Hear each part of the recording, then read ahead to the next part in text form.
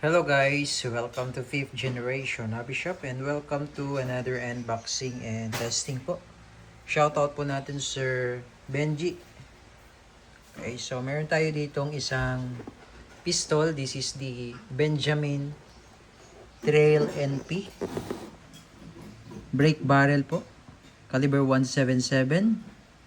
This is the Trail NP Mark II.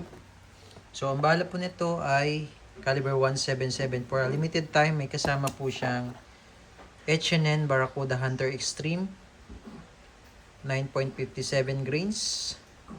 Yan, hollow point. Yan, kasama po ito sa package.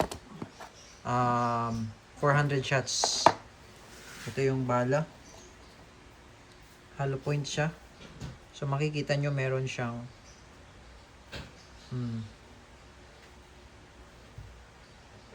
ito yung bumubuka. Ayan, bumubuka to. Ayan. It's a hollow point caliber 177. Lead pellets. Okay? So, itong unit na to ay brake barrel. So, hindi na po kailangan dito ng CO2. Hindi rin siya PCP. So, ito po ang nagpapagana sa kanya is the nitro piston. Okay? Nitro piston powered siya.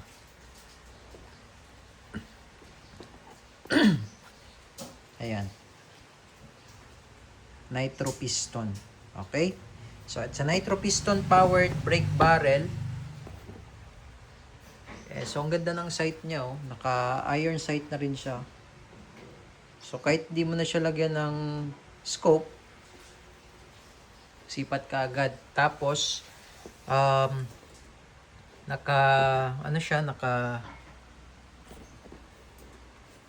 ito yung kanyang safety. Crossbolt safety. Naka-crossbolt safety siya.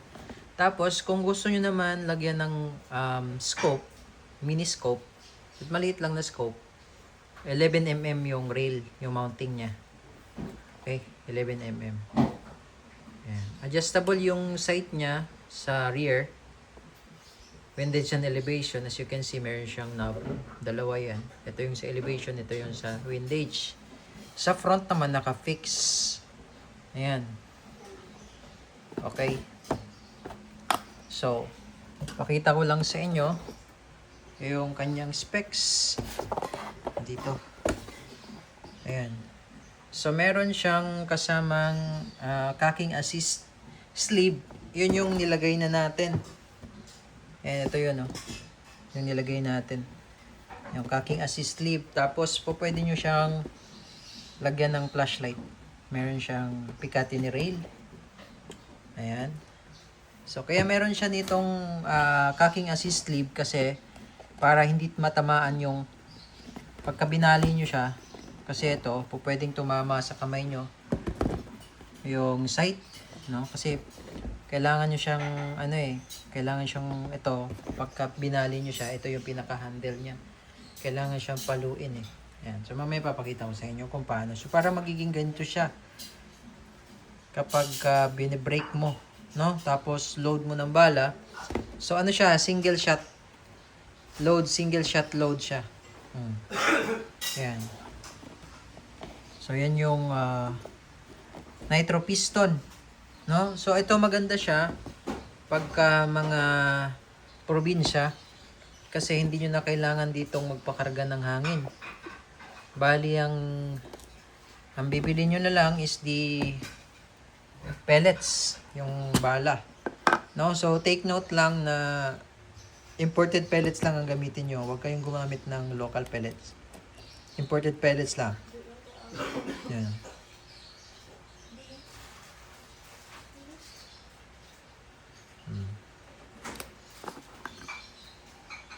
Yan yung bala niya. Okay? So, testingin natin yung unit. Ayan, sa pistol, brake barrel pistol. So, meron din tayong rifle type nito. Mga sniper rifle type na brake barrel. So, ito lang yung ating brake barrel na pistol. Powered by nitro. Okay, so, testing natin. Paano ba siya gumagana? Okay, so, i-break natin siya. Ito pala yung kanyang safety na nabanggit ko kanina. Push to fire. Tapos kabila naman, push to safe. Ayan. So, i-brake mo siya. O, ganito, no? Kaya meron siyang cracking assist leaf. Yung ganyan. Paluin mo siyang ganyan. Yan. Pagkapalo mo siyang ganyan, ibabali mo siya. Yan. Yan. Okay? Ganyan siya. Naka-brake. Then,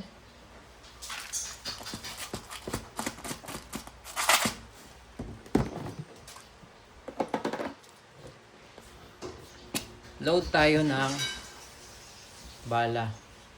So, dito po niloload yung bala. Yan. Yan siya niloload. Okay? And then, ibabalik natin. No, ibabalik. Yan.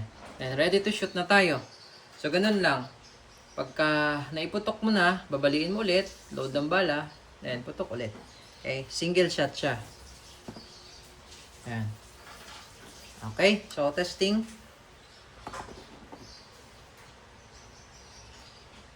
So, susubukan natin dito sa ating target.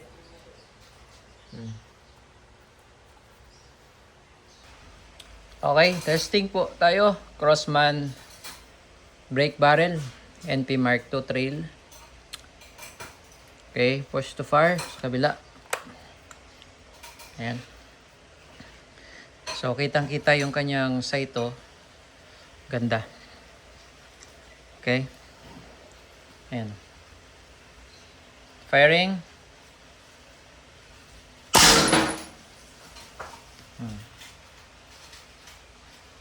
So, makikita nyo po, tagos. Ayan, oh. Tagos siya sa lata. Okay? So, pagka puputok kayo ulit, i-brake nyo lang siya ulit. Okay? So, ganito lang. I-brake mo lang siya. Ayan. Babaliin mo lang. And then, load. Okay, then balik. Ayan. Okay? And firing. Ba?